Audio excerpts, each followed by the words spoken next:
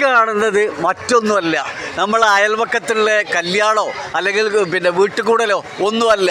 ഒരു പ്രദേശത്തുള്ള ആളുകളുടെ പ്രതിഷേധമാണ്.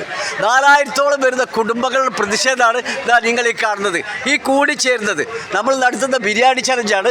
ബിരിയാണി ചലഞ്ചിൽ നമ്മളെ പ്രദേശത്തുള്ള മുഴുവൻ ആളുകളും, നമ്മുടെ ടീച്ചർ, എല്ലാ ആൾക്കാരും വളരെ സജീവമായിട്ടിതാ. അത് നിങ്ങൾ നോക്കുമ്പോൾ കരിയല്ല കേട്ടോ, അത് ഉള്ളി പൊടിച്ചിട്ട് കരിയാണ്, അല്ലാണ്ട് മറ്റൊന്നുമല്ല.